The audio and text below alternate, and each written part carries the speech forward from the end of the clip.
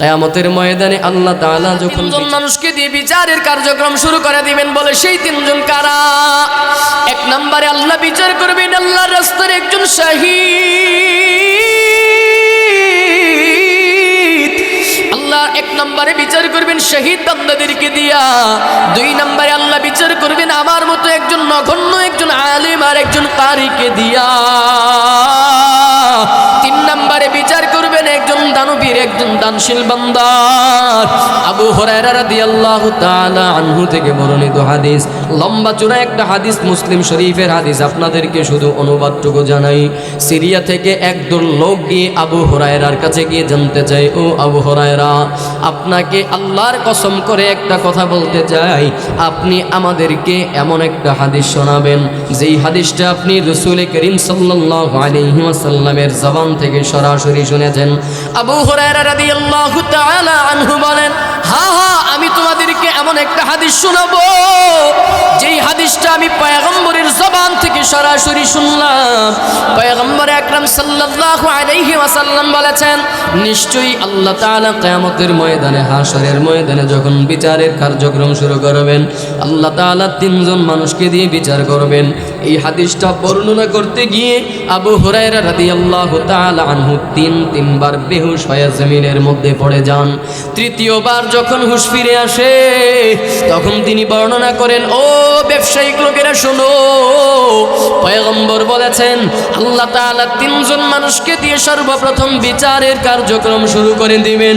বলে এক নম্বরে আল্লাহ যখন বিচার করবেন, এক নম্বরে বিচার করবেন একজন শহীদ। শহীদ বান্দাকে ডাক দিয়ে বলবেন, রে শহীদ, দুনিয়ায় আমি তোরে আমার নিয়ামত শারীরিক সক্ষমতা আমি তোরে দিলাম, দুনিয়ায় আমার নিয়ামত তোরে আমি শরীরের সক্ষমতা কুওয়াত তোরে দিলাম। বল বল গোলাম বল, আমার এই নিয়ামত পাওয়ার পরে আমার জন্য কতটুকু আমল করেছো, কতটুকু ইবাদত করেছো? এ মুরব্বী বাবা আমার, চামড়ার কানটা বন্ধ করে দিলের কানটা লাগায় আর 5 থেকে 10 মিনিট আলোচনা শুনবেন। 10 মিনিটের মধ্যে হয়তো হযরত চলে আসবেন, মুহতারাম মুরব্বী চলে আসবেন। হযরত চলে আসলে আলোচনা শেষ হয়ে যাবে, আর 5-10 মিনিট সময় আমাকে দিবেন। এই হাদিসটা বলে আলোচনা শেষ করে দিব। একটু দিলের কানটা লাগায়, একটু চামড়ার কানটা বন্ধ করে দিলের কানটা লাগায় শোনেন, দেখেন দিলটা একটু নরম হয় কিনা, জাহান্নামের কথা একটু দিলের মধ্যে স্মরণ হয় কিনা। আল্লাহর পয়গম্বর বলেন আল্লাহ তাআলা বিচার করবেন শহীদ বান্দাকে দিয়া। শহীদ বান্দাকে ডাক দিয়ে বলবেন, রে শহীদ, আমি তোরে আমার নিয়ামত শারীরিক সক্ষমতা দিলাম, বল বল এই নিয়ামত পাওয়ার পরে আমার জন্য কতটুকু আমল করেছো, আমার জন্য কতটুকু ইবাদত করেছো, কতটুকু ইবাদত তুমি করলা? ওই শহীদ বান্দা বলবেন, আল্লাহ, আমি তোমার এই নিয়ামত ভোগ করেছি। ও মালিক, তুমি কি জানো তোমার এই নিয়ামত পাওয়ার পরে আমি কতটুকু কি করলাম, কতটুকু আমল করেছি, কি করেছি জানো? আল্লাহ, তোমার এই নিয়ামত পাওয়ার পরে আমি তোমার রাস্তায় যুদ্ধ করেছি, জিহাদ করেছি, লড়াই করেছি। আল্লাহ শুধু যুদ্ধ আর জিহাদ পর্যন্তই ক্ষান্ত নয়, তাকায় দেখো এই যে রক্ত মাখা শরীর নিয়ে তোমার দরবারে আসলাম রে মালিক। আল্লাহ, আমি যুদ্ধ করতে করতে আমি শাহাদাত বরণ করলাম, আমি শহীদ হয়ে গেলাম। আল্লাহ বলবেন, গোলাম, কার জন্য যুদ্ধ করেছো, কার জন্য শহীদ হয়েছো? ওই শহীদ বান্দা বলবেন, আল্লাহ, লিল্লাহি রাব্বিল আলামিন, আল্লাহ, আমি তোমার জন্য যুদ্ধ করলাম, তোমার জন্য লড়াই করেছি। আল্লাহ তাআলা ডাক দিয়ে বলবেন, খবরদার বান্দা, মিথ্যা বলবি না, মিথ্যা বলিস না। এরে গোলাম, তুই দুনিয়াতে যুদ্ধ করেছো ঠিক, লড়াই করেছো ঠিক, তবে আমার জন্য করো নাই, আমার জন্য করো নাই। দুনিয়ার মানুষ তোমাকে যোদ্ধা বলে ডাকবে, দুনিয়ার মানুষ তোমাকে বড় বীর বলে ডাকবে, সাহসী বলে ডাকবে। এরে গোলাম, যাও যাও, দুনিয়ার মানুষ তোমাকে যোদ্ধা বলে ডেকেছে, দুনিয়ার মানুষ তোমাকে বীর বলে ডেকেছে, দুনিয়ার মানুষ তোমাকে বড় সাহসী বলে ডেকেছে, দুনিয়ার মানুষ তোমাকে যোদ্ধা বলে ডেকেছে। আমার দরবারে কিছু নাই, আমার দরবার থেকে হালাক। আল্লাহ তাআলা তখন আযাবের ফেরেশতাদেরকে ডাক দিয়ে বলবেন, আযাবের ফেরেশতা ফেরেশতারা, আমার এই নাফরমানকে উপর করে শোয়াও, আমার এই নাফরমানকে উপর করে শোয়াইয়া এই নাফরমানকে টেনে টেনে হেচড়ায়া হেচড়ায়া জাহান্নামের আগুনের মধ্যে নিয়ে পালাও। আল্লাহর আযাবের ফেরেশতারা তখন ওই শহীদ বান্দাকে উপর করে শোয়াইয়া টেনে টেনে হেচড়ায়া হেচড়ায়া জাহান্নামের মধ্যে নিয়ে ফেলাবে। এ বন্ধুরা আমার, আল্লাহর কসম, একটা কথাও মিথ্যা নয়।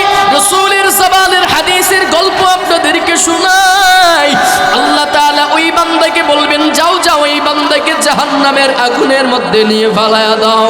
আল্লাহর আযাবের ফেরেশতারা তখন ওই শহীদ বান্দাকে উপর করে শোয়াইয়া টেনে টেনে হেচড়ায়া হেচড়ায়া জাহান্নামের আগুনের মধ্যে নিয়ে ফালাবে।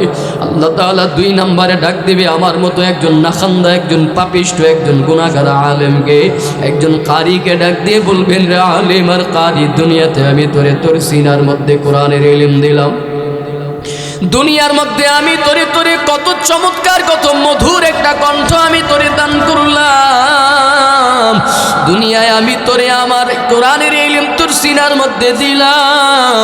বল গোলাম বল বল, আমার এই নিয়ামত পাওয়ার পরে, মধুর কণ্ঠ পাওয়ার পরে আমার জন্য কি করেছ? ওই আলেম আর কারী বলবেন, আল্লাহ আমি তোমার এই নিয়ামত আল্লাহ আমি ভোগ করেছি। আমি নিয়ামত দিয়ে কি করেছে জানো? আমি দুনিয়ার মানুষদেরকে বয়ান করে করে শোনাইতাম, কোরআনের তেলাওয়াত করে করে শোনাতাম। আল্লাহ আমি দুনিয়ার মানুষদেরকে বয়ান করে শোনাইছি, দুনিয়ার মানুষকে আমি কোরআন তেলাওয়াত করে করে শোনাইতাম। আল্লাহ বলবেন, কার জন্য করেছো, কার জন্য করেছো? ওই আলেম আর কারী বলবেন, লিল্লাহি রাব্বিল আলামিন, আল্লাহ আমি তোমার জন্য করেছি। আল্লাহ আমি তোমার জন্য মানুষকে বয়ান করে করে শোনাইতাম, দ্বীনের দাওয়াত দিতাম।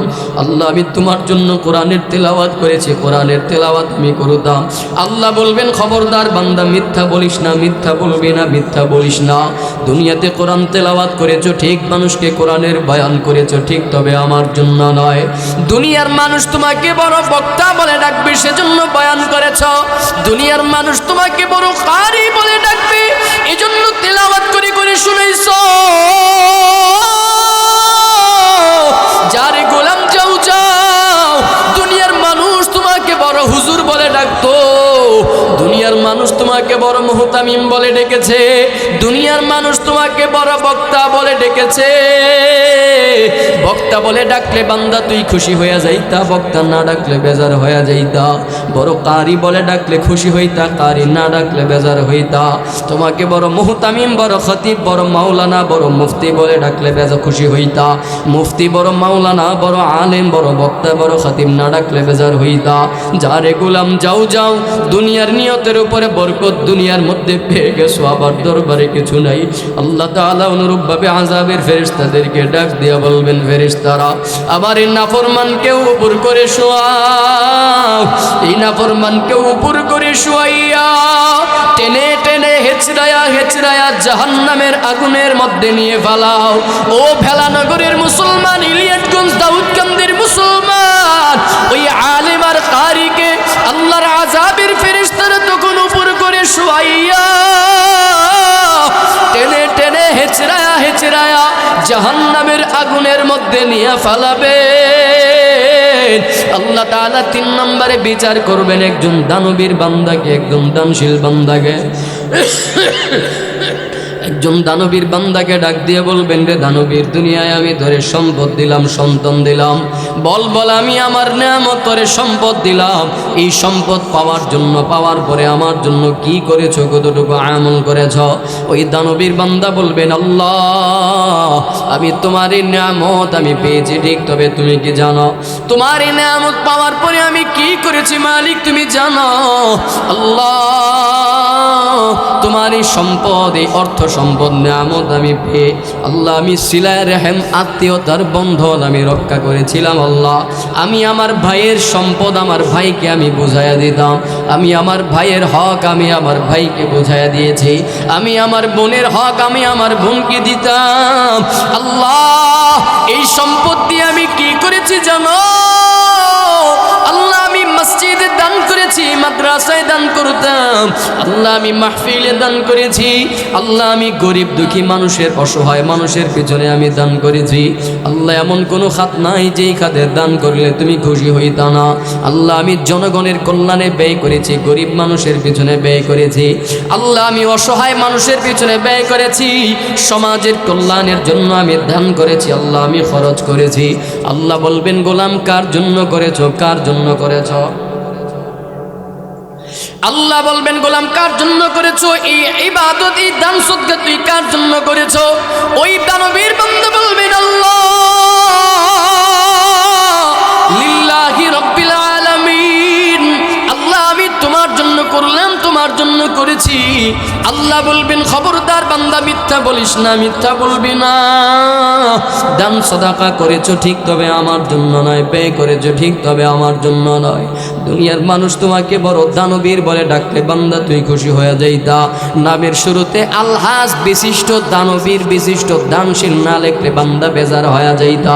যারে গোলাম যাও যাও, মানুষ তোমাকে দানবীর বলে ডেকেছে, মানুষ তোমাকে দানশীল বলে ডেকেছে, আলহাজ বলে ডেকেছে। দুনিয়ার নিয়তের উপরে বরকত দুনিয়াতে পেয়ে গেছো, আমার দরবারে কিছু নাই, আমার দরবার থেকে হালাল। আল্লাহ তাআলা অনুরূপভাবে ফেরেশতাদেরকে, আযাবের ফেরেশতাদেরকে ডাক দিয়ে বলবেন, এ ফেরেশতার দলেরা, আমার এই দানবীর নাফরমানকে উপর করে শোয়াও।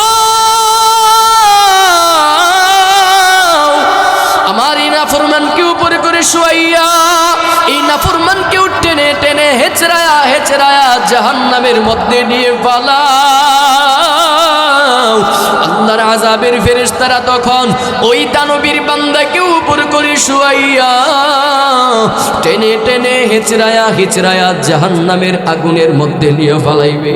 ও বন্ধুরা আমার, যা বুঝাইতে চাইলাম, যেই কথা বুঝাইতে চাইলাম, এজন্য মানুষ নামাজি হওয়ার পরেও জাহান্নামে যাবে, মানুষ যাকাতদার হওয়ার পরেও জাহান্নামে যাবে, রোজাদার হওয়ার পরেও জাহান্নামে যাবে, লক্ষ লক্ষ কোটি কোটি টাকা আল্লাহর রাস্তায় খরচ করার পরেও জাহান্নামের আগুনের মধ্যে জ্বলবে। মানুষ আল্লাহর ইবাদত বন্দেগী করার পরেও জাহান্নামের আগুনের মধ্যে জ্বলবে। বলে তার কারণ কি? কারণ কি? কেন আগুনের মধ্যে জাহান্নামে যাবে? বলে তার একটাই কারণ, একটাই কারণ, ওই বান্দার দিল ভালো ছিল না, ইখলাস ছিল না, দিলটা ভালো ছিল না, দিলটা ভালো ছিল না। কারণ বান্দা নামাজ পড়ছে মানুষকে দেখাবার জন্য, বান্দা রোজা রেখেছে মানুষকে দেখাবার জন্য, বান্দা আমল করেছে, তেলাওয়াত করেছে মানুষকে দেখাবার জন্য, মানুষ আমাকে জাকিরিন বলবে। বান্দা নামাজ পড়েছে মানুষকে দেখাবার জন্য, মানুষ আমাকে নামাজি বলে ডাকবে। বান্দা রোজা রেখেছে মানুষকে দেখাবার জন্য, মানুষ আমাকে রোজাদার বলে ডাকবে। মানুষকে দেখাবার জন্য যাকাত দিয়েছে, মানুষ আমাকে যাকাতদার বলে ডাকবে।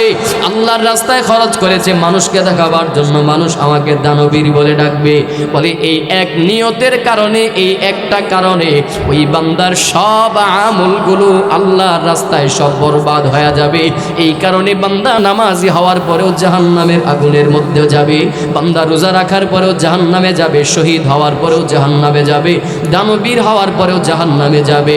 বুঝে থাকলে বলেন, আজকের পর থেকে হায়াতের জিন্দেগিতে যতদিন বাঁচবো, যতদিন থাকবো, একটু মোহাব্বতের সাথে বলেন, যতটুকুই আমল করব ততটুকু করব একমাত্র কার জন্য?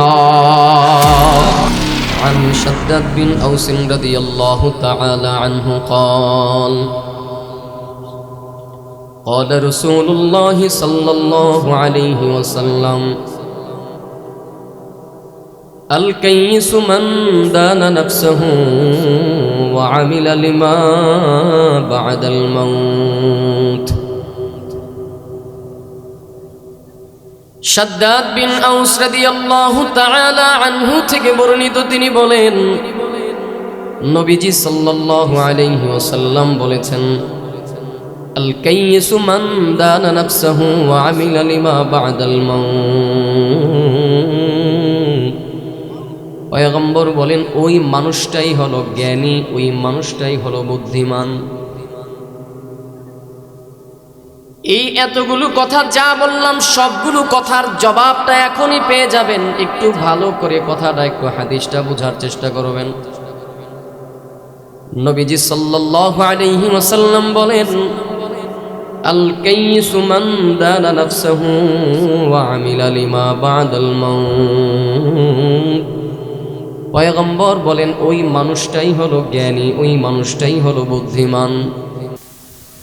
কোন মানুষটা বলে মান দানা নাফসাহু, বলে যেই মানুষটা নিজের নফসটাকে নিয়ন্ত্রণ করতে পারে, নিজের নফসটাকে নিয়ন্ত্রণ করে।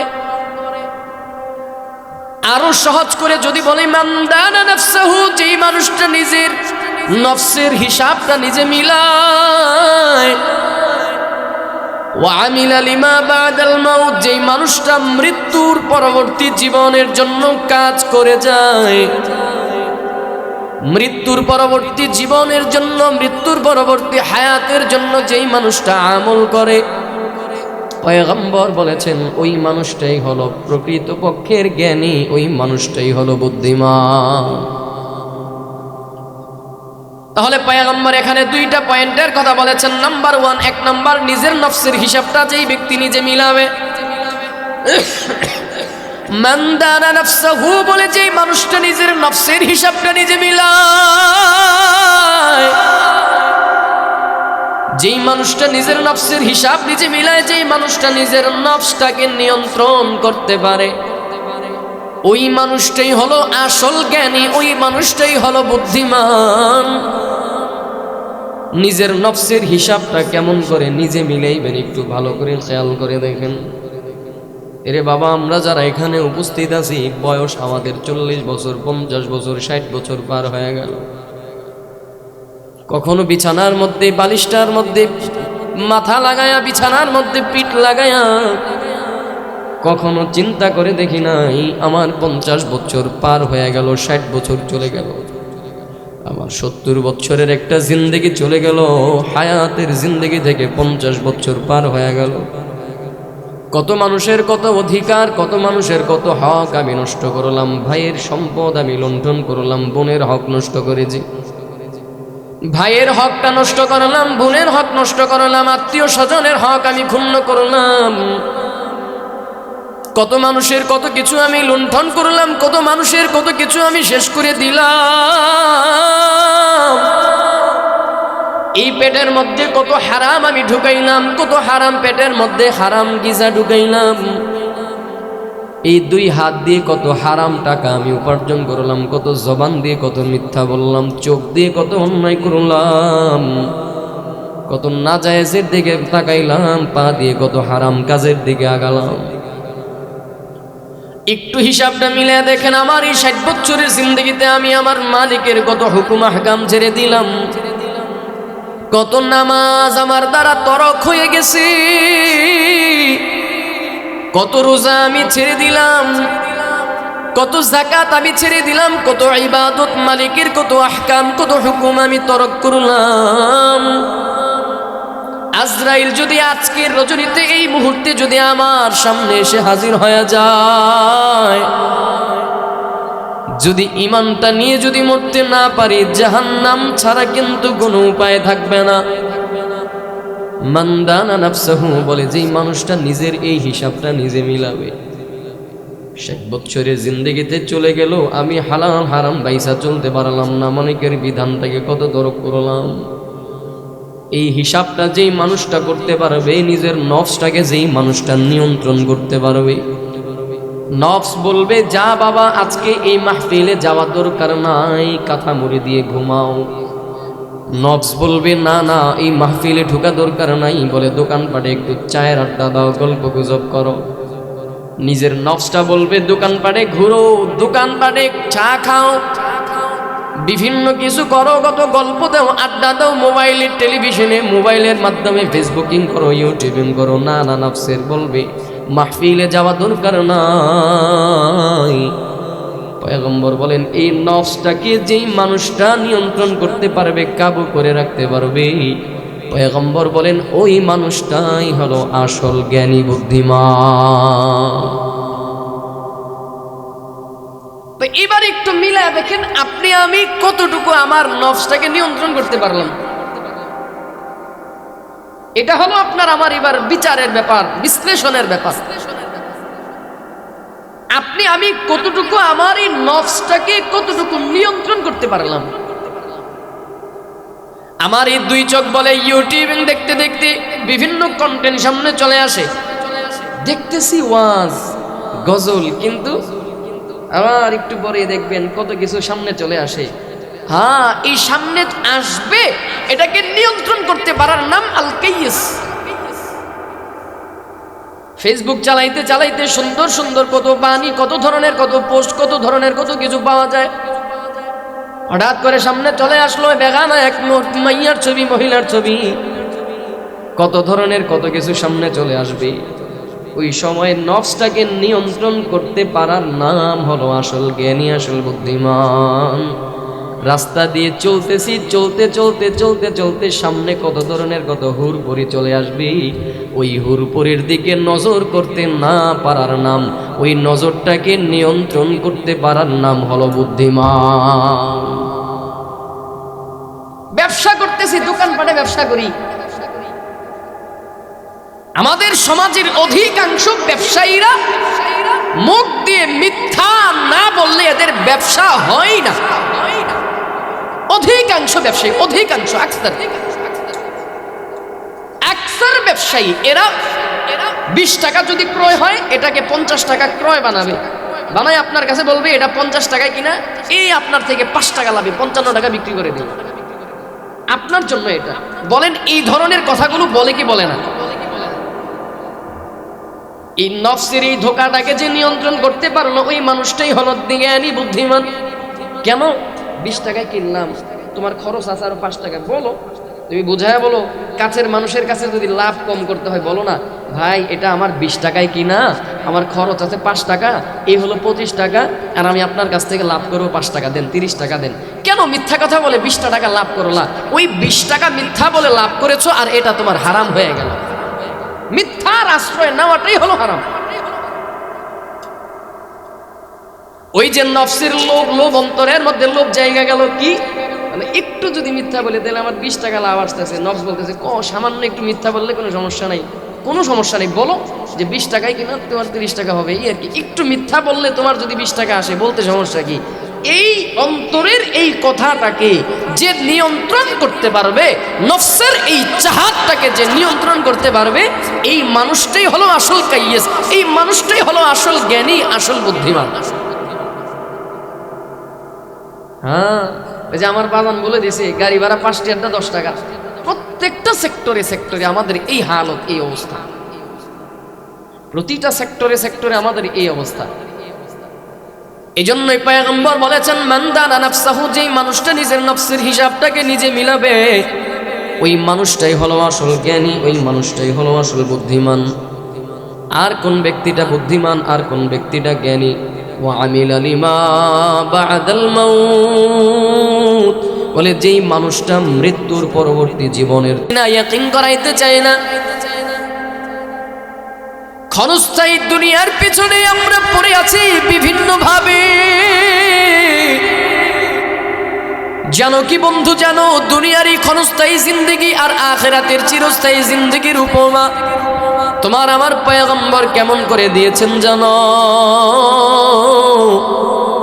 পয়গম্বর আকরাম সাল্লাল্লাহু আলাইহি ওয়াসাল্লাম বলেন, তাম পৃথিবীতে যত পানিগুলো রয়েছে সব পানিগুলোকে যদি একত্রিত করা হয়, কত পানি? বলে ঐতিহাসিকগণ বলেন পৃথিবীর বুক জুড়ে শুধুমাত্র 3 ভাগের 1 ভাগ হলো স্থল আর 2 ভাগ হলো পানি।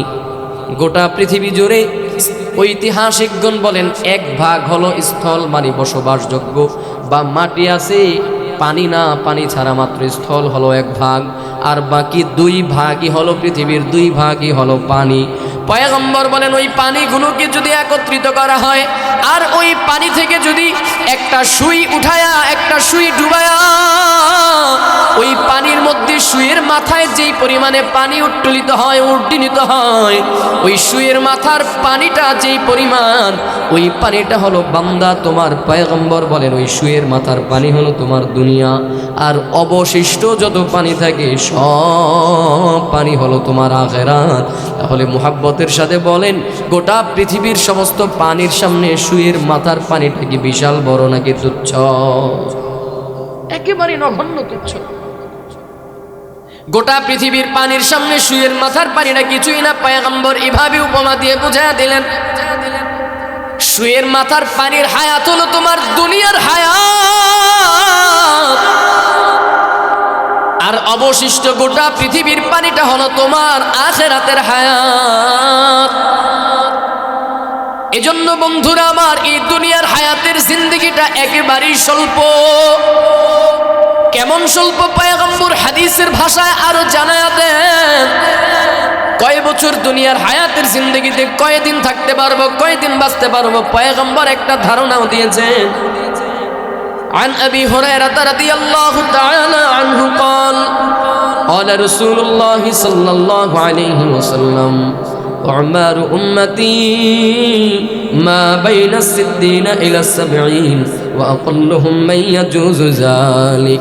পয়গম্বর আকরাম সাল্লাল্লাহু আলাইহি ওয়াসাল্লামের সাহাবী আবু হুরায়রা রাদিয়াল্লাহু তাআলা আনহু থেকে বর্ণিত, তিনি বলেন قال رسول الله صلى الله عليه وسلم, পয়গম্বর জানায়া দেন, উমার উম্মতি, আমার উম্মতির বয়সটা কেমন হবে, আমার উম্মতির বয়সটা কত, মা বাইনা 60 ইলা 70, বলে আমার উম্মতির বয়সটা হবে 60 থেকে 70 বছরের মধ্যে। বলে আমার উম্মতের হায়াতের গড় বয়সটা হবে 60 বছর থেকে 70 বছরের মধ্যে। পয়গম্বর এরপরে বলেন ওয়াকাল্লুহুম মাইয়াজুজু যালিক, তবে হা অধিকাংশই 70-এর আগে দুনিয়া থেকে বিদায় হয়ে যাবে। খুব কম সংখ্যক এরা 70-এর বেশি হায়াত পাবে, 70-এর বেশি বাঁচতে পারবে। একটু মোহাব্বতের সাথে আওয়াজ করে বলবেন, আমার আপনার পয়গম্বরের জবানের হাদিস সত্য নাকি মিথ্যা? ইয়াকিন আছে তো? এটা এই বিশ্বাস আছে। কোরআন যেমন সত্য, বিশ্বাস না করলে যেমন ঈমান থাকে না, বেঈমান হয়ে যায়, কাফের হয়ে যাওয়া লাগে। অনুরূপভাবে আপনার আমার পয়গম্বরের জবানের প্রতিটা কথাকেও বিশ্বাস করতে হয়, নচেত ঈমান চলে যায়। পয়গম্বর বলেন আপনার আমার হায়াতের জিন্দেগিটা কত হবে? বলে মা বাইনা 70 ইলা 60, মা বাইনা 60 ইলা 70, বলে আমার আপনার হায়াতের জিন্দেগিটা হবে গড়ে গড়ে 60 থেকে 70 বছর পর্যন্ত। আচ্ছা, এই হাদিসটার সাথে যদি আমরা একটু বাস্তবতা মিলাই, নবীজির এই কথার সাথে যদি একটু বাস্তবতা মিলাই, আপনাদের এই বেলানগর, কি নগর একটু বলেন না আমার সাথে, কি নগর? আপনাদের এই ভেলানগরে একেবারে ছোট বাচ্চা থেকে শুরু করে বৃদ্ধ পর্যন্ত যারা আছে, বেঁচে আছে, পুরুষ মহিলা নারী শিশু, তারপরে যুবক কিশোর বৃদ্ধ যারা আছে, এদের অধিকাংশের বয়স কি 70-এর উপরে না নিচে? বুঝাইতে পারিনি। একেবারে ছোট বাচ্চা থেকে শুরু করে যারা বৃদ্ধ পর্যন্ত আছে, মৃত্যুর আগ পর্যন্ত মুরব্বী যারা আছে, জীবিত যারা আছে, এদের মধ্যে বয়সটা কি? বেশিরভাগ মানুষের বয়স কি 70-এর উপরে না বেশিরভাগের বয়স 70-এর নিচে? এতটুকু বিশ্বাস তো আছে নাকি? এটা তো সহিহ নাকি? এবার বলেন আমাদের বাংলাদেশে যারা আছে, গোটা বাংলা জুড়ে যত মানুষ আছে, এদের বয়সটা কি 70-এর নিচে না অধিকাংশ? অধিকাংশ মানে আমি বেশিরভাগের কথা বলছি, কম কম ভাগ না, বেশিরভাগ আমরা যারা আছি এদের বয়সটা কি 70-এর চাইতে বেশি না 70-এর চাইতে কম? 70-এর চাইতে কম। নবীজি এটাই বলেছেন, আমার উম্মতের বয়সটা গড়ে কত হবে? 60 থেকে 70 বছর পর্যন্ত। হা অধিকাংশই, খুব কম সংখ্যক 70-এর বেশি হায়াত পাবে, খুব কম 70-এর বেশি হায়াত পায়। আমাদের এই মজলিসটার দিকে তাকাইলেও তো দেখা যাবে, দেখেন না অধিকাংশ তো 70-এর নিচে বয়স। এখানে আমরা যারা বসে আছি, এখানেও আমাদের মজলিসে যারা আছি 70-এর নিচে না উপরে? অধিকাংশ 70-এর নিচে আছি আমরা। ধরে নিলাম আপনার আমার বয়সটা 70 পর্যন্ত আমরা পেলাম। নবীজির কথা অনুযায়ী 70 পর্যন্ত পেলাম। এবার এই 70 বছরের জিন্দেগিটা যদি একটু মিলাই, কষ্ট হয়ে যাচ্ছে না তো আপনাদের? হ্যাঁ, এবার একটু মনোযোগের সাথে বোঝেন। এই 70 বছরের জিন্দেগির হিসাবটা যদি একটু আপনি আমি মিলাই, দেখবেন একটা মানুষ প্রাপ্ত বয়স্ক বুঝের হতে হতে তার 15 বছর চলে যায়। ঠিক না বাবা? দুনিয়ার হালচাল কিছুটা বুঝতে বুঝতে মোটামুটি প্রাপ্ত বয়স্ক হতে হতে 15 বছর চলে যায়। আর আমাদের দেশের আইন তো হলো 18 বছরের আগে প্রাপ্ত বয়স্ক হয় না। 15 বছর লেগে যায় তার প্রাপ্ত বয়স্ক হতে হতে। এরপর জ্ঞান বুদ্ধি পরিপক্ক জ্ঞান বুদ্ধি হতে হতে তার আরো 10 বছর চলে যায়, 25-এ চলে যায়। এরপরে পড়ালেখা অথবা বিবাহ শাদী অথবা ইনকাম সোর্সের একটা রাস্তা অথবা ব্যবসা বাণিজ্য ভালোভাবে ধরতে ধরতে আরো 5 বছর চলে যায়। তাহলে কত চলে গেল বয়সটা? 30 বছর চলে গেল। এতটুকু সহি তো কথা না? ভুল বলতেছি কথাগুলো? একটু আপনাদেরকে বোঝাবার চেষ্টা করছি। তাহলে আমি যদি ধরে নিলাম আমার বয়সটা পাইলাম আমি 70 বছর, আমি প্রাপ্ত বয়স্ক হতে হতে আমার পার হয়ে গেল 15 বছর, আমার এই জ্ঞান বুদ্ধিটা একেবারে পরিপক্ক হতে হতে আরো চলে গেল 10 বছর, চলে গেল 25 বছরে। এরপরে বিবাহ শাদী বা পড়ালেখা শেষ করতে করতে বা চাকরি বাকরি করতে করতে বা ব্যবসা বাণিজ্য ভালোভাবে ধরতে ধরতে একেবারে পূর্ণরূপে সেটেল হতে হতে আরো চলে যায় 5 বছর, 2-4-5 বছর চলে যায়, 30 বছর চলে গেল। তাহলে 70 থেকে 30 চলে গেলে বাকি থাকে কয় বছর? 40 বছর। এবার আপনাদের কাছে আমার জানার বিষয় হলো, এই বাকি যে 40 বছর আমরা পাবো বাঁচি, এই 40 বছর খুব হেডাম নিয়া, শক্তি নিয়া, পাওয়ার নিয়া, ক্ষমতা নিয়া, শান্তিতে আলিশান ভাবে বাঁচতে পারি। হ্যাঁ,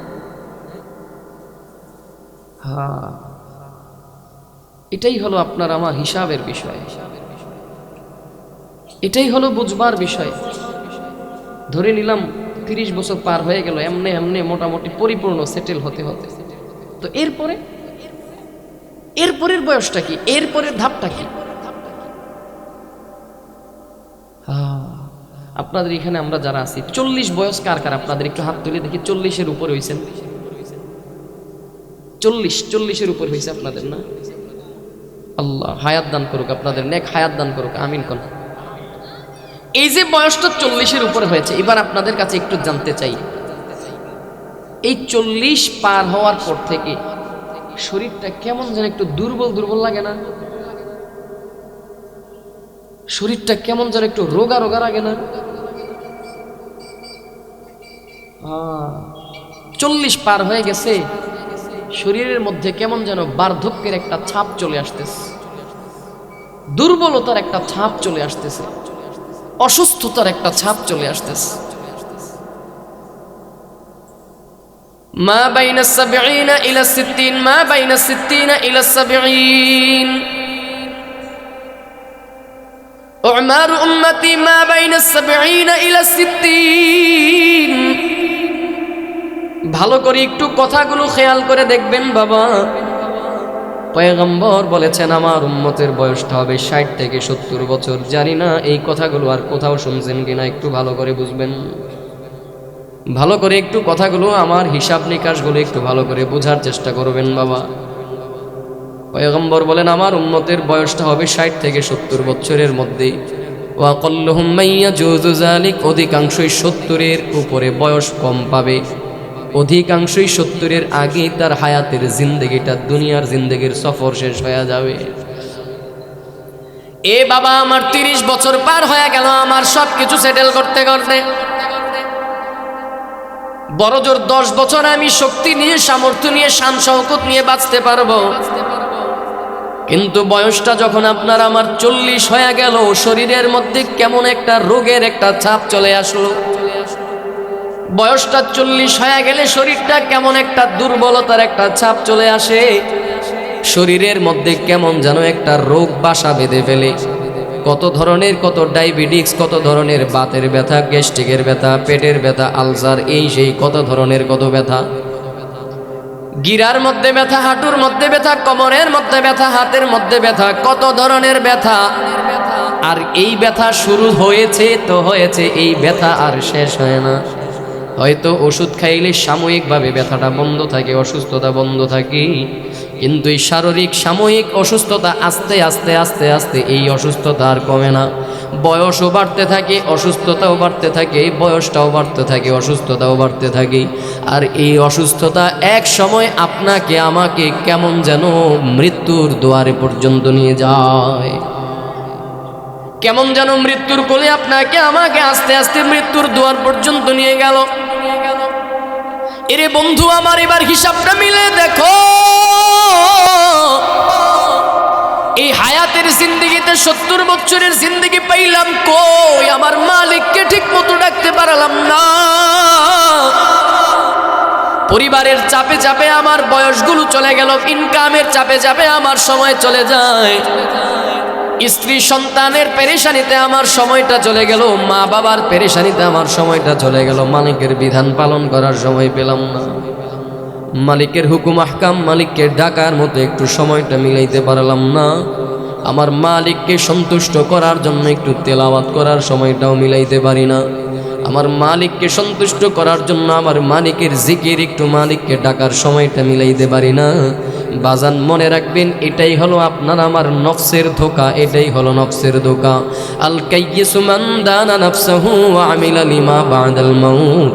এজন্য পয়গম্বর বলেন, ওই মানুষটাই হলো আসল জ্ঞানী, ওই মানুষটাই হলো আসল বুদ্ধিমান, যেই মানুষটা নিজের নফসের হিসাব, যেই মানুষটা নিজে মিলায়।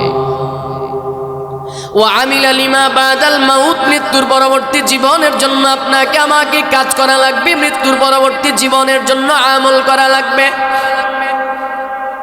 কি আমল মৃত্যুর পরবর্তী জীবনের জন্য করব?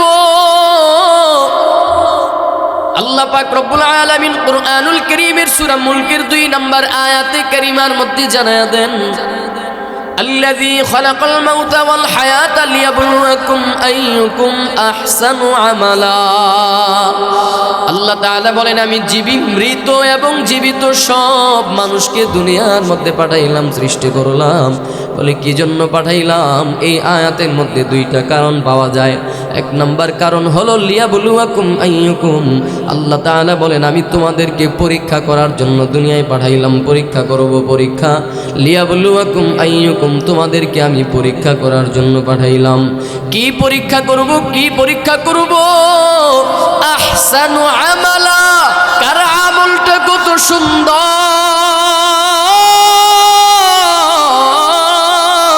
কার আমলটা কত উত্তম, কার আমলটা কত চমৎকার, কার আমলটা কত সুন্দর, এটা আল্লাহ তাআলা আপনাকে আমাকে পরীক্ষা করার জন্য দুনিয়ার মধ্যে পাঠাইলেন।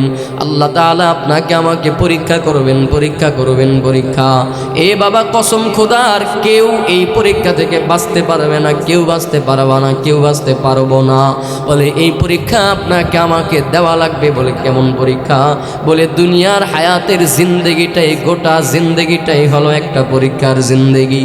এই পরীক্ষা আল্লাহ তাআলা আপনাকে আমাকে নিবেই নিবে, পরীক্ষা থেকে কেউ বাঁচতে পারবে না, কেউ বাঁচবে না। রব্বুল ইজ্জত জালাল আল্লাহ পাক রব্বুল আলামিন আরেক আয়াতে কারিমার মধ্যে জানিয়ে দেন, ওয়ালা নাবলুওয়ান্নাকুম বিশাইইম মিনাল খাউফি ওয়াল জু' ওয়া নাকসিম মিনাল আমওয়াল ওয়াল আনফুসি ওয়াস সামারাত ওয়া বাশশিরিস সাবিরিন। আল্লাহ পাক রব্বুল আলামিন বলেন, গোলাম, আমি তোমাদেরকে পরীক্ষা করবই করব। এই পরীক্ষা থেকে কেউ বাদ পড়বা না, কেউ বাঁচতে পারবা না, কেউ পরীক্ষা থেকে বাঁচতে পারবা না। কি পরীক্ষা করব? আল্লাহ তাআলা বলেন, মাঝে মাঝে তোমাদেরকে আমি ক্ষুধা দিয়ে পরীক্ষা করব, ক্ষুধা। এই বাবা আমার দিকে মনোযোগ দেন, আমি কোরআন থেকে আপনাদেরকে আর অল্প সময় শোনাবো। আল্লাহ তাআলা বলেন, মানে মাঝে মাঝে আল্লাহ তাআলা আপনাকে আমাকে ক্ষুধা দিয়ে পরীক্ষা করবেন। খাউফ, আল্লাহ তাআলা মাঝে মাঝে পরীক্ষা করবেন, ভয় দিয়া, ভয় আল্লাহ তাআলা মাঝে মাঝে পরীক্ষা করবেন। আর কি দিয়ে পরীক্ষা করবেন? আল্লাহ তাআলা বলেন, ওয়াস সামারাত, ফলমূল দিয়ে মাঝে মাঝে আল্লাহ তাআলা পরীক্ষা করবেন। ওয়াল আমওয়াল, সম্পদ দিয়ে, সন্তান সন্ততি দিয়ে আল্লাহ তাআলা পরীক্ষা করবেন। এই পরীক্ষা থেকে আপনি আমি কেউ বাদ পড়বো না, কেউ বাঁচতে পারবো না, কেউ থাকতেও পারবো না। এই পরীক্ষায় কারা সফল কাম? আহসানু আমালা, যারা সুন্দর আমল করবে তারাই হলো সফল কাম, তারাই হলো সফল কাম। আল্লাহ তাআলা আপনাকে আমাকে পরীক্ষা করবেন, এই পরীক্ষা আপনাকে আমাকে দেওয়াই লাগবে।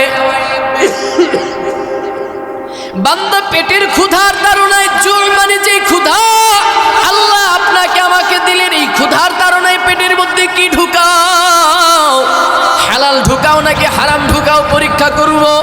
খাউফ মানে ভয় আল্লাহ দিয়েছেন, এই ভয়ের মধ্যে পড়ে মরে গিয়ে আল্লাহকে মনে রাখো নাকি আল্লাহকে ভুলে যাও পরীক্ষা। আমওয়াল সম্পদ সন্তান সন্ততি আল্লাহ তাআলা দিয়েছেন, আবার ছিনায় নিবে।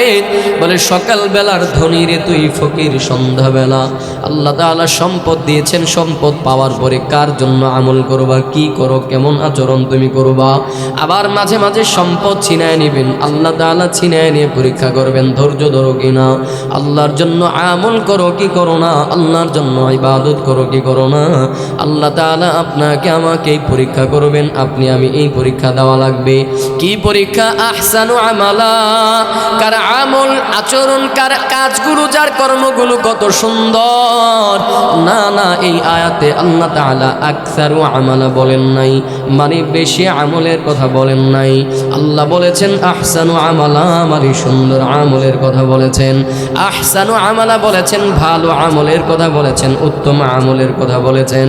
বেশি আমল আল্লাহর দরকার নাই, আল্লাহর দরকার আল্লাহর জন্য সুন্দর আমল। এ বন্ধুরা আমার, এজন্য আল্লাহর পয়গম্বর সাল্লাল্লাহু আলাইহি ওয়াসাল্লাম জানায়া দেন, তুমি তোমার দিলটাকে খাঁটি করো। আমল সুন্দর কিভাবে করতে হবে? আমলটা সুন্দর হবে কিসের মাধ্যমে, কিসের ভিত্তিতে আমল সুন্দর হয়? বলে আমল সুন্দর হবে বান্দা দিলের মাধ্যমে, দিলের মাধ্যমে, দিলের মাধ্যমে। বলে যার দিলটা যত সুন্দর তার আমলটাও তত সুন্দর, যার দিলটা যত চমৎকার তার আমলটাও তত চমৎকার, যার দিলটা যত উত্তম তার আমলটাও তত উত্তম। এজন্যই তো পয়গম্বর বলেন, ক্বালা রাসূলুল্লাহ সাল্লাল্লাহু আলাইহি ওয়াসাল্লাম, আখলিস দীনাকা ইয়াকফিকাল আমালুল কলিল। বান্দা তুমি তোমার দিলটাকে খাঁটি করে নাও, দিলটাকে তুমি সুন্দর করে নাও, দিলটাকে খাঁটি করে অল্প আমল করো, অল্প আমল করো। ওই অল্প আমলের উসিলায় কিয়ামতের ময়দানে নাজাত দিয়ে দিবেন কে? আরেকটু জোরে বলেন না কে? এই জন্য পয়গম্বর বলেন দিলটাকে খাঁটি করা লাগবে, দিনটাকে সুন্দর করা লাগবে। দিলটাকে খাঁটি করো, দিলটাকে সুন্দর করো, চমৎকার করে নাও। দিলটাকে যদি চমৎকার করতে পারো, ওই চমৎকার দিল দিয়ে আল্লাহর ইবাদত যখন করবা, ওই ইবাদতের দাম তখন কেমন হয়ে যাবে জানো? ক্বালা রাসূলুল্লাহ সাল্লাল্লাহু আলাইহি ওয়াসাল্লাম, সিজদাতুন ওয়াহিদাতুন খায়রুম মিনাদ দুনিয়া ওয়া মা ফিহা। পয়গম্বর আকরাম সাল্লাল্লাহু আলাইহি ওয়াসাল্লাম বলেন, বলে দিলটাকে সুন্দর করে কেউ সেজদা দেওয়ার মতো একটা সেজদা যদি আল্লাহর দরবারে দিতে পারে, একটা সেজদার মতো যদি একটা সেজদা কেউ যদি আল্লাহর দরবারে দিতে পারে, বলে ওই এক সেজদার দাম কত জানো? পয়গম্বর বলেন খায়রুম মিনাদ দুনিয়া ওয়া মা ফিহা, বলে তামাম দুনিয়া এবং দুনিয়ার মধ্যে যা কিছু আছে এই সব কিছুর চাইতে একটা সেজদার দাম অনেক বড়। তখন ওই সেজদার দাম আল্লাহর কাছে বেড়ে যাবে কখন? বলে দিলটা যখন আল্লাহর জন্য হয়ে যাবে। দিল যখন আল্লাহর জন্য হয়ে যাবে তখন সেজদার দাম বেড়ে যাবে। দিল যখন আল্লাহর জন্য হয়ে যাবে তখন আপনার আমার নামাজের দাম বেড়ে যাবে। দিল যখন আল্লাহর জন্য হয়ে যাবে, দিল যখন সুন্দর হবে, আপনার আমার মাহফিলে বসার দামটাও আল্লাহর কাছে বেড়ে যাবে। এজন্য দিলটাকে দামি বানাইতে হবে। দিলটাকে দামি বানাবার জন্য আরেকটা মাধ্যম হলো দিলের মধ্যে বসায়া দিতে হবে, দিলের মধ্যে সেট করে দিতে হবে আমি আমার যাই কিছু করবো না কেন হায়াতের জিন্দেগিতে আমার প্রতিটা কাজ, প্রতিটা কথা, প্রতিটা কর্ম সব কিছু হবে আল্লাহর জন্য। কার জন্য? আরেকটু জোরে বলেন না। আল্লাহ তাআলা তার পয়গম্বরকে শিক্ষা দেন। পয়গম্বর আপনি বলেন, কুল, হে নবী আপনি বলে দেন, ইন্না সলাতি ওয়া নুসুকি ওয়া মাহইয়ায়া ওয়া মামাতি লিল্লাহি রাব্বিল আলামিন। আল্লাহর পয়গম্বরকে আল্লাহ তাআলা শিক্ষা দেন, হে নবী আপনি বলে দেন, ইন্না সলাতি আমার নামাজ, ও নুসুকি আমার কুরবানি, ওয়া মাহইয়ায়া ওয়া মামাত, আমার জীবন আমার মরণ, এক কথায় দুনিয়ার জিন্দেগিতে যা কিছু করব সব কিছু হবে একমাত্র লিল্লাহি রাব্বিল আলামিন, আল্লাহ আপনার জন্য। বন্ধুরা আমার, বাবারা আমার, যুবক বন্ধুরা আমার, আল্লাহ যদি তার পয়গম্বরকে সাইয়্যিদুল মুরসালিন শফিউল মুজনবিন রাহমাতুল লিল আলামিন, শফিউল মুজনবিন আপনার আমার পেয়ারা পয়গম্বরকে শিক্ষা দিতে পারেন, হাবিব আমার আপনার সব কিছু হবে আল্লাহর জন্য, আপনার সব কিছু হবে রবের জন্য। একটু মোহাব্বতে বলবেন, ওই পয়গম্বরের উম্মত অনুসারী হয়ে, ভালোবাসার আশিক হয়ে আপনার আমার সব কিছু হবে একমাত্র কার জন্য? তুমি মিটাও সকল চাওয়া দুদিন আগে পরে, তোমার কাছে সকল পাওয়া সবই তোমার তরে। তুমি মিটাও সকল চাওয়া দুদিন আগে পরে, তোমার কাছে সকল পাওয়া সবই তোমার তরে। তোমার পথে চললে সবাই, তোমার পথে চললে সবাই আসবে যে সুদিন, তোমার দয়ায় পূর্ণ আমার সারা নিশিদিন। আল্লাহ তুমি দয়ার সাগর, আল্লাহ তুমি দয়ার সাগর, রহমানুর রহিম, তোমার দয়ায় পূর্ণ আমার সারা নিশিদিন, তোমার দয়ায় পূর্ণ আমার সারা নিশিদিন। আলহামদুলিল্লাহ বলবেন। আল্লাহর রহমতেই তো বেঁচে আছি, আল্লাহর করুণায় বেঁচে আছি, আল্লাহর দয়ায় বেঁচে আছি। আল্লাহর রহমতে, আল্লাহর দয়ায়, আল্লাহর করুণায় দুনিয়ার জিন্দগিতে, হায়াতের জিন্দগিতে অক্সিজেন গ্রহণ করি। আল্লাহর করুণায় রিজিক বক্ষণ করে রিজিক খাই। আল্লাহর দয়ায়, আল্লাহর করুণায় সব কিছু বেঁচে আছি, সব কিছু করতে চাই, সব কিছু করি। এই জন্য বলেন তো, সব কিছুর পিছনে আমরাও সন্তুষ্ট খুঁজবো কার? রাজি আছি ইনশাআল্লাহ? আল্লাহ কবুল করুক, আমিন করুক। আরেকটু জোরে বলেন না আমিন। আল কাইয়িসু মান দানা নাফসাহু ওয়া আমিলা লিমা বা'দাল মাউত। পয়গম্বর বলেন, ওই মানুষটাই হলো দামি, যেই মানুষটা নিজের নফসের হিসাবটা নিজে মিলায়, মৃত্যুর পরবর্তী জীবনের জন্য কাজ করে যায়। যেই কথা বুঝাইতে চাইছিলাম, আমল আল্লাহ তাআলা আপনাকে আমাকে দুনিয়ার মধ্যে পাঠাইছেন আহসানু আমালা, সুন্দর আমলের জন্য, ভালো আমলের জন্য, উত্তম আমলের জন্য পাঠাইছেন। এবার আপনার আমার আমলটা যদি সুন্দর যদি না হয়, তাহলে ফায়দা কি হবে জানো? নামাজ তো পড়ি, রোজা তো রাখি, যাকাত তো দেই, হজ তো করি, পর্দা তো করি, তেলাওয়াত করি, জিকির করি, সদকা করি, সব করি, মাগার এইগুলো যদি আল্লাহর জন্য যদি না হয়, কিয়ামতের ময়দানে বড় মুসিবতে পড়া লাগবে, বড় বিপদে পড়া লাগবে। কেমন মুসিবত, কেমন বিপদ জানো? عن أنس بن مالك رضي الله تعالى عنه قال قال رسول الله صلى الله عليه وسلم। হযরত আনাস রাদিয়াল্লাহু তাআলা আনহু থেকে বর্ণিত, তিনি বলেন, নবীজি সাল্লাল্লাহু আলাইহি ওয়াসাল্লাম বলেছেন, ইন্নাল্লাহা লা ইয়ানজুরু ইলা সুওয়ারিকুম ওয়ালা ইলা আজসামিকুম ওয়ালাকিন ইয়ানজুরু ইলা কুলুবিকুম ওয়া আমালিকুম। পয়গম্বর বলেন, আল্লাহ তাআলা তোমাদের অন্তরের দিকে তাকাবেন। কিয়ামতের ময়দানে আল্লাহ তাআলা যখন বিচারের কার্যক্রম শুরু করে দিবেন, ইন্নাল্লাহা লা ইয়ানজুরু ইলা সুওয়ারিকুম ওয়ালা ইলা আজসামিকুম। আল্লাহর পয়গম্বর বলেন, আল্লাহ তাআলা কিয়ামতের ময়দানে যখন বিচারের কার্যক্রম শুরু করে দিবেন, নিশ্চয়ই আল্লাহ তাআলা তোমার চেহারার দিকে তাকায় বিচার করবেন না, আল্লাহ তোমার শরীরের দিকে তাকায় বিচার করবেন না, আল্লাহ তোমার বংশ গৌরবের দিকে তাকায় বিচার করবেন করবেন না। আল্লাহ তোমার সম্পদের দিকে তাকায় বিচার করবেন না। দুনিয়ায় তোমার পাওয়ার ক্ষমতা কেমন ছিল সেটা দেখে আল্লাহ বিচার করবেন না। আল্লাহ তাআলা কি দেখে বিচার করবেন, কি দেখে বিচার করবেন? ওয়ালাকিন ইয়ানজুরু ইলা কুলুবিকুম ওয়া আমালিকুম। আল্লাহ তাআলা বিচার করবেন বান্দা তোমার কলব, বান্দা তোমার অন্তর, বান্দা তোমার আমল। বলে এই কলবের মধ্যে কার জন্য আমল করেছো, এই অন্তর দিয়ে কার জন্য আমল করেছো। ও মুসলমান, আরো একটা হাদিস আপনাদেরকে শোনাই। মিশকাত শরীফের একটা লম্বা চূড়া একটা হাদিস আপনাদেরকে জানাই। আবু হুরায়রা রাদিয়াল্লাহু তাআলা আনহু থেকে বর্ণিত, পয়গম্বরের সাহাবী আবু হুরায়রা রাদিয়াল্লাহু তাআলা আনহু থেকে বর্ণিত হাদিস। আল্লাহ তাআলা যখন বিচারের কার্যক্রমটা যখন শুরু করে দিবেন, আল্লাহ তাআলা সর্বপ্রথম 3 জন মানুষকে দিয়ে বিচার করবেন। জোরে বলবেন কয়জন? আল্লাহ তাআলা 3 জন মানুষকে দিয়ে বিচারের কার্যক্রম শুরু করে দিবেন। বলে সেই 3 জন কারা? 1 নম্বরে আল্লাহ বিচার করবেন আল্লাহর রাস্তায় একজন শহীদ। আল্লাহ 1 নম্বরে বিচার করবেন শহীদ বান্দাদেরকে দিয়া। 2 নম্বরে আল্লাহ বিচার করবেন আমার মতো একজন নগণ্য একজন আলেম আর একজন কারিকে দিয়া।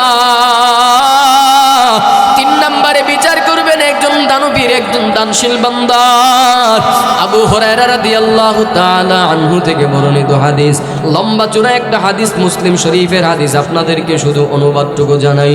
সিরিয়া থেকে একদল লোক গিয়ে আবু হুরায়রার কাছে গিয়ে জানতে চাই, ও আবু হুরায়রা, আপনাকে আল্লাহর কসম করে একটা কথা বলতে চাই, আপনি আমাদেরকে এমন একটা হাদিস শোনাবেন যেই হাদিসটা আপনি রাসূল করিম সাল্লাল্লাহু আলাইহি ওয়াসাল্লামের জবান থেকে সরাসরি শুনেছেন।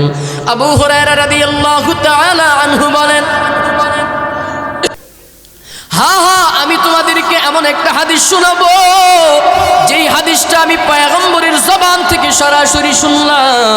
পয়গম্বর আকরাম সাল্লাল্লাহু আলাইহি ওয়াসাল্লাম বলেছেন, নিশ্চয়ই আল্লাহ তাআলা কিয়ামতের ময়দানে, হাশরের ময়দানে যখন বিচারের কার্যক্রম শুরু করবেন, আল্লাহ তাআলা 3 জন মানুষকে দিয়ে বিচার করবেন।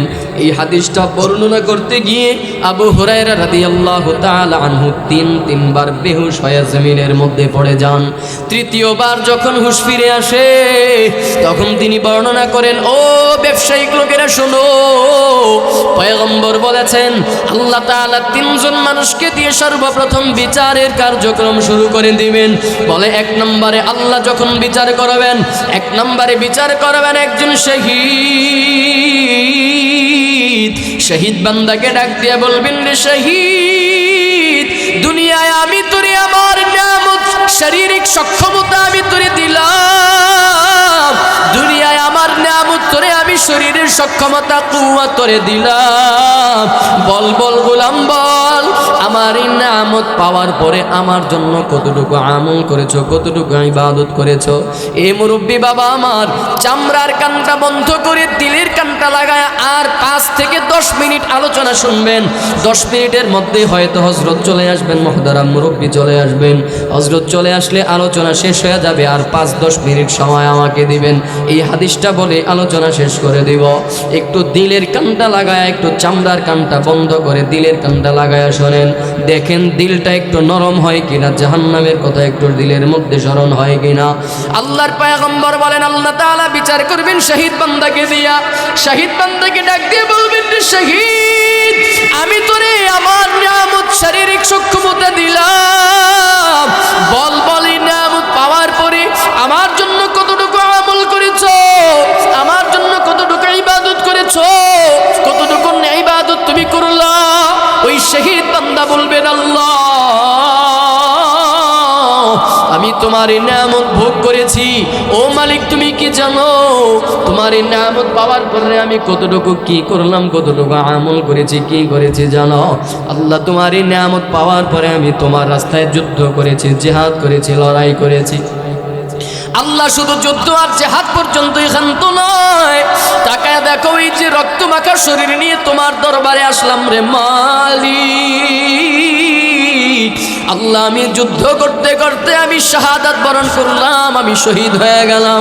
আল্লাহ বলবেন গোলাম কার জন্য যুদ্ধ করেছো, কার জন্য শহীদ হয়েছো?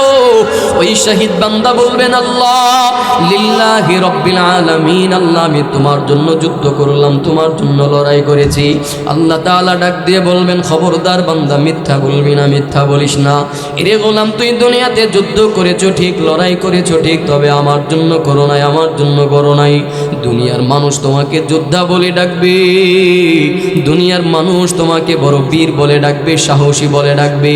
এরে গোলাম যাও যাও, দুনিয়ার মানুষ তোমাকে যোদ্ধা বলে ডেকেছে, দুনিয়ার মানুষ তোমাকে বীর বলে ডেকেছে, দুনিয়ার মানুষ তোমাকে বড় সাহসী বলে ডেকেছে, দুনিয়ার মানুষ তোমাকে যোদ্ধা বলে ডেকেছে। আমার দরবারে কিছু নাই, আমার দরবার থেকে হালাক।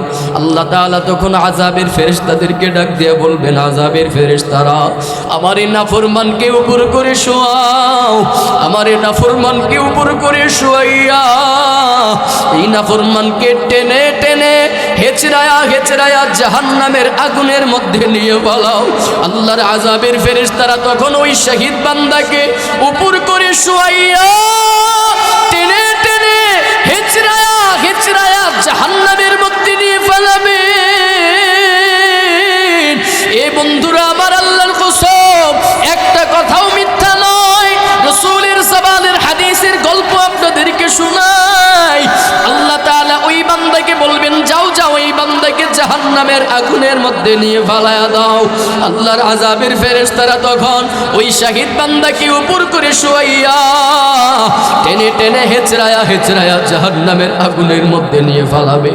আল্লাহ তাআলা 2 নম্বরে ডাক দিবে আমার মতো একজন নাখান্দা, একজন পাপিষ্ঠ, একজন গুনাহগার আলেমকে, একজন কারীকে ডাক দিয়ে বলবেন রে আলেম আর কারী, দুনিয়াতে আমি তোর সিনার মধ্যে কোরআনের ইলম দিলাম, দুনিয়ার মধ্যে আমি তোরে কত চমৎকার কত মধুর একটা কণ্ঠ আমি তোরে দান করলাম, দুনিয়ায় আমি তোরে আমার কোরআনের ইলম তোর সিনার মধ্যে দিলাম। বল গোলাম বল বল, আমার এই নিয়ামত পাওয়ার পরে, মধুর কণ্ঠ পাওয়ার পরে আমার জন্য কি করেছ? ওই আলেম আর কারী বলবেন আল্লাহ আমি তোমার এই নিয়ামত আল্লাহ আমি ভোগ করেছি, আমি নিয়ামত দিয়ে কি করেছে জানো? আমি দুনিয়ার মানুষদেরকে বয়ান করে করে শোনাইতাম, কোরআনের তেলাওয়াত করে করে শোনাতাম। আল্লাহ আমি দুনিয়ার মানুষদেরকে বয়ান করে শোনাইছি, দুনিয়ার মানুষকে আমি কোরআন তেলাওয়াত করে করে শোনাইতাম। আল্লাহ বলবেন কার জন্য করেছো, কার জন্য করেছো? ওই আলেম আর কারী বলবেন লিল্লাহি রাব্বিল আলামিন, আল্লাহ আমি তোমার জন্য করেছি, আল্লাহ আমি তোমার জন্য মানুষকে বয়ান করে করে শোনাইতাম, দ্বীনের দাওয়াত দিতাম। আল্লাহ আমি তোমার জন্য কোরআনের তেলাওয়াত করেছি, কোরআনের তেলাওয়াত আমি করতাম। আল্লাহ বলবেন খবরদার বান্দা মিথ্যা বলিস না, মিথ্যা বলবি না, মিথ্যা বলিস না। দুনিয়াতে কোরআন তেলাওয়াত করেছো ঠিক, মানুষকে কোরআনের বয়ান করেছো ঠিক, তবে আমার জন্য নয়। দুনিয়ার মানুষ তোমাকে বড় বক্তা বলে ডাকবে সেজন্য বয়ান করেছ, দুনিয়ার মানুষ তোমাকে বড় কারী বলে ডাকবে এজন্য তেলাওয়াত করে করে শুনাইছো। যারে গোলাম যাও যাও, দুনিয়ার মানুষ তোমাকে বড় হুজুর বলে ডাকতো, দুনিয়ার মানুষ তোমাকে বড় মুহতামিম বলে ডেকেছে, দুনিয়ার মানুষ তোমাকে বড় বক্তা বলে ডেকেছে। বক্তা বলে ডাকলে বান্দা তুই খুশি হইয়া যাইতা, বক্তা না ডাকলে বেজার হইয়া যাইতা। বড় কারি বলে ডাকলে খুশি হইতা, কারি না ডাকলে বেজার হইতা।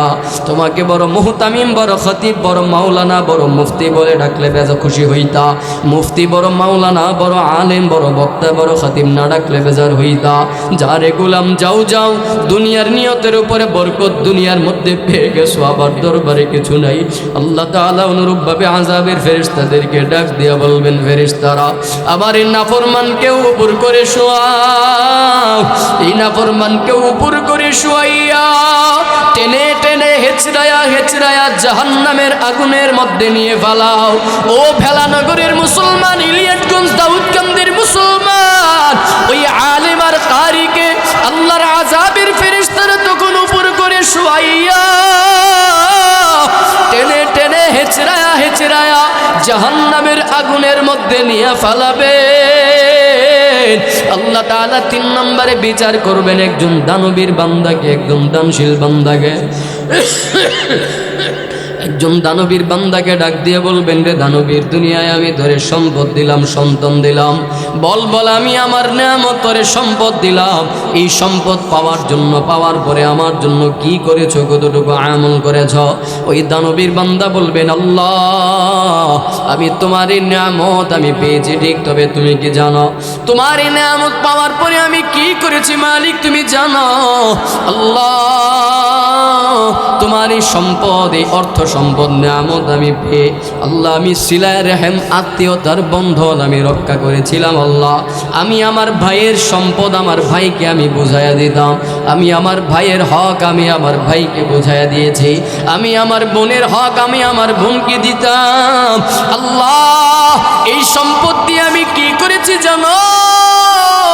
আল্লাহ আমি মসজিদে দান করেছি, মাদ্রাসায় দান করতাম, আল্লাহ আমি মাহফিলে দান করেছি, আল্লাহ আমি গরিব দুঃখী মানুষের, অসহায় মানুষের পিছনে আমি দান করেছি। আল্লাহ এমন কোনো খাত নাই যেই খাতে দান করলে তুমি খুশি হইতা না। আল্লাহ আমি জনগণের কল্যাণে ব্যয় করেছি, গরিব মানুষের পিছনে ব্যয় করেছি, আল্লাহ আমি অসহায় মানুষের পিছনে ব্যয় করেছি, সমাজের কল্যাণের জন্য আমি দান করেছি, আল্লাহ আমি খরচ করেছি। আল্লাহ বলবেন, গোলাম কার জন্য করেছো, কার জন্য করেছো? আল্লাহ বলবেন, গোলাম কার জন্য করেছো এই ইবাদত, এই দান সদকা তুই কার জন্য করেছো? ওই দানবীর বান্দা বলবেন, আল্লাহ লিল্লাহি রাব্বিল আলামিন, আল্লাহ আমি তোমার জন্য করলাম, তোমার জন্য করেছি। আল্লাহ বলবেন, খবরদার বান্দা মিথ্যা বলিস না, মিথ্যা বলবি না, দান সাদাকা করেছো ঠিক, তবে আমার জন্য নয়, ব্যয় করেছো ঠিক, তবে আমার জন্য নয়। দুনিয়ার মানুষ তোমাকে বড় দানবীর বলে ডাকলে বান্দা তুই খুশি হয়ে যাইতা, নামের শুরুতে আলহাজ বিশিষ্ট দানবীর বিশিষ্ট দানশীল না লিখলে বান্দা বেজার হয়ে যাইতা। যারে গোলাম যাও যাও, মানুষ তোমাকে দানবীর বলে ডেকেছে, মানুষ তোমাকে দানশীল বলে ডেকেছে, আলহাজ বলে ডেকেছে, দুনিয়ার নিয়তের উপরে বরকত দুনিয়াতে পেয়ে গেছো, আমার দরবারে কিছু নয়, আমার দরবার থেকে হালাল। আল্লাহ তাআলা অনুরূপভাবে ফেরেশতাদেরকে, আযাবের ফেরেশতাদেরকে ডাক দিয়ে বলবেন, এ ফেরেশতার দলেরা, আমার এই দানবীর নাফরমানকে উপর করে শোয়াও, আমার এই নাফরমানকে উপর করে শোয়াইয়া এই নাফরমানকে টেনে টেনে হেচড়ায়া হেচড়ায়া জাহান্নামের মধ্যে নিয়ে পালাও। আল্লাহর আযাবের ফেরেশতারা তখন ওই দানবীর বান্দাকে উপর করে শুয়াইয়া টেনে টেনে হেচড়ায়া হেচড়ায়া জাহান্নামের আগুনের মধ্যে নিয়ে ফেলাইবে। ও বন্ধুরা আমার, যা বুঝাইতে চাইলাম, যেই কথা বুঝাইতে চাইলাম, এজন্য মানুষ নামাজি হওয়ার পরেও জাহান্নামে যাবে, মানুষ যাকাতদার হওয়ার পরেও জাহান্নামে যাবে, রোজাদার হওয়ার পরেও জাহান্নামে যাবে, লক্ষ লক্ষ কোটি কোটি টাকা আল্লাহর রাস্তায় খরচ করার পরেও জাহান্নামের আগুনের মধ্যে জ্বলবে, মানুষ আল্লাহর ইবাদত বন্দেগী করার পরেও জাহান্নামের আগুনের মধ্যে জ্বলবে। বলে তার কারণ কি? কারণ কি? কেন আগুনের মধ্যে জাহান্নামে যাবে? বলে তার একটাই কারণ, একটাই কারণ, ওই বান্দার দিল ভালো ছিল না, ইখলাস ছিল না, দিলটা ভালো ছিল না, দিলটা ভালো ছিল না। কারণ বান্দা নামাজ পড়ছে মানুষকে দেখাবার জন্য, বান্দা রোজা রেখেছে মানুষকে দেখাবার জন্য, বান্দা আমল করেছে, তেলাওয়াত করেছে মানুষকে দেখাবার জন্য, মানুষ আমাকে জাকিরিন বলবে। বান্দা নামাজ পড়েছে মানুষকে দেখাবার জন্য, মানুষ আমাকে নামাজি বলে ডাকবে। বান্দা রোজা রেখেছে মানুষকে দেখাবার জন্য, মানুষ আমাকে রোজাদার বলে ডাকবে। মানুষকে দেখাবার জন্য যাকাত দিয়েছে, মানুষ আমাকে যাকাতদার বলে ডাকবে। আল্লাহর রাস্তায় খরচ করেছে মানুষকে দেখাবার জন্য, মানুষ আমাকে দানবীর বলে ডাকবে। বলে এই এক নিয়তের কারণে, এই একটা কারণে ওই বান্দার সব আমলগুলো আল্লাহর রাস্তায় সব বরবাদ হয়ে যাবে। এই কারণে বান্দা নামাজি হওয়ার পরেও জাহান্নামের আগুনের মধ্যে যাবে, বান্দা রোজা রাখার পরেও জাহান্নামে যাবে, শহীদ হওয়ার পরেও জাহান্নামে যাবে, দানবীর হওয়ার পরেও জাহান্নামে যাবে। বুঝে থাকলে বলেন, আজকের পর থেকে হায়াতের জিন্দেগিতে যতদিন বাঁচবো, যতদিন থাকবো, একটু মোহাব্বতের সাথে বলেন, যতটুকুই আমল করব ততটুকু করব একমাত্র কার জন্য? রাজি আছি ইনশাআল্লাহ? একটু মোহাব্বতে বলেন না, রাজি আছি ইনশাআল্লাহ? হায়াতের জিন্দেগিতে যতদিন বাঁচবো, যতদিন থাকবো, যতদিন আল্লাহ বাঁচাবেন, যতটুকু আমল করব, যতটুকু ইবাদত করব। নামাজ তো পড়তেই হবে, তবে যদি কাজা হয়ে যায়ও যতটুকুই নামাজ পড়বো, যতটুকুই রোজা রাখবো, যতটুকু আমল করব, ততটুকুর পিছনে সন্তুষ্টি খুঁজবো একমাত্র ইনশাআল্লাহ। এই কথাটা মানতে পারবেন তো ইনশাআল্লাহ? যদি এতটুকু করেন তো আপনি আমি বুদ্ধিমান, যদি এই কাজগুলো করি তো আপনি আমি বুদ্ধিমান। নবীজি এই কথাটাই বলেছেন, আল কাইয়িসু মান দানা নাফসাহু ওয়া আমিলা লিমা বাদাল মাউত। মনে আছে? শুধু কে জ্ঞানী আর কে বুদ্ধিমান এটা বোঝাবার জন্যই এতগুলো কথা বললাম। এই দীর্ঘ এক ঘন্টা বা সময় কম বেশি যে সময়টা, এতগুলো কথা শুধুমাত্র একটা কথা বোঝাবার জন্য, কে আসলে জ্ঞানী, প্রকৃতপক্ষের জ্ঞানী কে, প্রকৃতপক্ষের বুদ্ধিমান কে। কথা কি বুঝে আসছে? আল কাইয়িসু মান দানা নাফসাহু ওয়া আমিলা লিমা বাদাল মাউত। নবীজি এজন্যই ওই মানুষটাকে জ্ঞানী বলেছেন, যেই মানুষটা নিজের নফসের হিসাবটাকে নিজে মিলাবে, যেই মানুষটা মৃত্যুর পরবর্তী জীবনের জন্য কাজ করে যাবে। এবার নিজের নফসের হিসাবটা নিজে মিলাবো, মৃত্যুর পরবর্তী জীবনের জন্য কাজ করব, যতটুকু আমল করব ওই আমলের পিছনে রেজামন্দি খুঁজবো কার? আল্লাহ আমার রব, এই রবি আমার সব। রাগ করবেন গাইলে একটু? রাগ করবেন না তো? আপনাদের জামাই, আপনাদের চিনেননি? আপনাদের কি জামাই না? আমার খুব মুহাব্বতের মানুষ, ভালোবাসার একটা মানুষ, আমার প্রিয় ভাই। আসার পরেই বলছে দুই একটা গজল গাওয়ার জন্য, এর জন্য একটু ধরলাম আর কি। রাগ করবেন না তো? শোনাবো? আল্লাহ আমার রব, এই রবি আমার সব। আল্লাহ আমার রব, এই রবি আমার সব। দমে দমে তনু মনে তারি অনুভব, দমে দমে তনু মনে তারি অনুভব। তোমার দুনিয়াতে আমি যেদিকে তাকাই, অথই নেয়ামতে ডুবে আছি সবাই। তোমার দুনিয়াতে আমি যেদিকে তাকাই, অথই নেয়ামতে ডুবে আছি সবাই। পাখ পাখালির গানে শুনি তসবিহ কলরব, তসবিহ কলরব। আল্লাহ আমার রব, এই রবি আমার সব। আল্লাহ আমার রব, এই রবি আমার সব। জোরে বলেন আমাদের রব কে? আপনার আমার রব হলো আল্লাহ। ওই আল্লাহ আপনাকে আমাকে দুনিয়ায় পাঠাইছেন আল্লাহর ইবাদতের জন্য। আল্লাযী খালাকাল মাউতা ওয়াল হায়াতা লিয়াবলুয়াকুম আইয়ুকুম আহসানু আমালা। আল্লাহ তাআলা আপনাকে আমাকে দুনিয়ার মধ্যে পাঠাইছেন ওই রবের দাসত্ব করার জন্য, গোলামি করার জন্য, ওই রবকে স্বীকৃতি দেওয়ার জন্য, রবের দাসত্ব করার জন্য। হায়াতের জিন্দেগিতে যতদিন বাঁচবো জোরে বলেন দাসত্ব করব কার? পয়গম্বরের সিরাত থেকে ছোট্ট একটা ঘটনা মনে পড়ে গেল, বলবো? রাগ করবেন না তো? মুহতারাম, আমাদের আজকের প্রধান অতিথি আসবে এই 5-7 মিনিট, হয়তো এখনো চলে আসতে পারে। অল্প সময় একটু বলি, রাসূল করিম সাল্লাল্লাহু আলাইহি ওয়াসাল্লামের একটা সিরাতের ইতিহাস।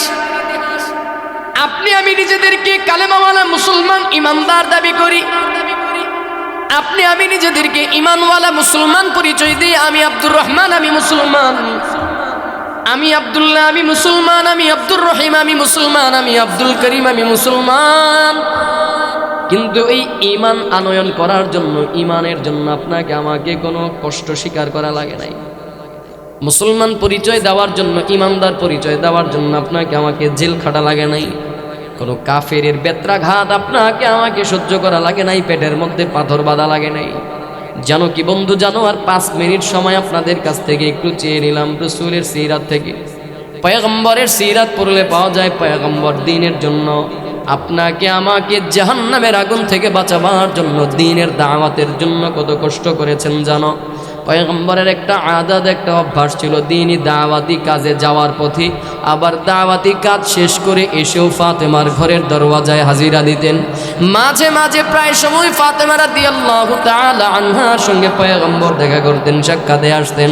একদিনের ঘটনা, আপনার আমার পয়গম্বর ফাতেমা রাদিয়াল্লাহু তাআলা আনহার ঘরের দরওয়াজার সামনে গিয়ে সালাম দিলেন, আসসালামু আলাইকুম ওয়া রাহমাতুল্লাহ।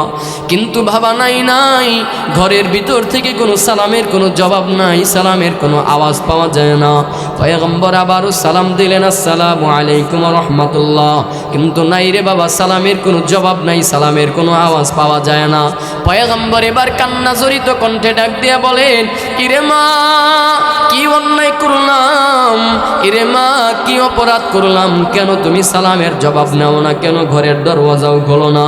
আপনার আমার পয়গম্বরের কান্না জড়িত কণ্ঠের আওয়াজ শুনে ফাতেমা এবার ডাক দিয়ে বলে, বাবা গো, কান্না জড়িত কণ্ঠে ডাক দিয়ে বলে, বাবা গো, তুমি তো রহমাতুল লিল আলামিন, তুমি তো সাইয়্যিদুল মুরসালিন, তুমি তো শাফিউল মুজনিবিন, রহমাতুল লিল আলামিন, তুমি তো কোনো অন্যায় করতে পারো না, তুমি তো কোনো অপরাধ করতে পারো না, কেন মা তাহলে কেন তুমি সালামের জবাবটাও নাও না, কেন ঘরের দরওয়াজাও খোলো না? ফাতেমা ডাক দিয়ে বলে, বাবা গো, আমি তোমার মেয়ে, তোমার সালামের জবাব নিয়ে দরওয়াজা খুলে যে তোমার সামনে দাঁড়াবো, ওই পরিমাণে বস্ত্র, ওই পরিমাণে কাপড় কিন্তু আমার গায়ের মধ্যে নাই। এ ভেলানগরীর মুসলমান, এ পর্দার অন্তরালের মা, এ দাউদকান্দি ইলিয়াটগঞ্জের পর্দার অন্তরালের বোনেরা শোনো, তোমার আমার পয়গম্বরের মেয়ে ফাতেমা কেমন কষ্ট করে জীবন যাপন করেছে জানো? তুমি আমিও আজকে জীবন যাপন করি, কিন্তু তোমার আমার পর্দার কোনো বিধান থাকে না। এ মা, তুমি আমি আজকে অর্ধনগ্ন হয়ে বাজারে দৌড়াই, বোরকা একটা পরি, তাও আবার কেমন টাইট ফিট একটা বোরকা পরো। কিন্তু ফাতেমা রাদিয়াল্লাহু তাআলা আনহা তিনি কেমন জীবন যাপন করেছেন জানো? বাবার সামনে দাঁড়াবে, সেই পরিমাণে বস্ত্র, সেই পরিমাণে কাপড় কিন্তু গায়ের মধ্যে নাই। আপনার আমার পয়গম্বরের গায়ের মধ্যে একটা বাড়তি একটা চাদর ছিল, চাদর, ওই চাদরটা দরওয়াজার ফাঁক দিয়ে বলতেছেন, নাও মা, এই চাদরটা গায়ের মধ্যে জড়ায় তারপর দরওয়াজা খুলে দাও। ফাতেমা রাদিয়াল্লাহু তাআলা আনহা তিনি গায়ের মধ্যে চাদরটা জড়ায়া যখন দরওয়াজাটা খুলে দেন, আপনার আমার পয়গম্বর সালাম দিয়ে যখন ঘরের মধ্যে প্রবেশ করলেন, ঘরের মধ্যে প্রবেশ করে ফাতেমার চেহারার দিকে তাকায়া চোখের পানি আটকায় রাখতে পারলেন না। পয়গম্বর চোখের পানি ছেড়ে দিয়ে ডাক দিয়ে বলে, রে মা, কেন এত শুকায় গেছো?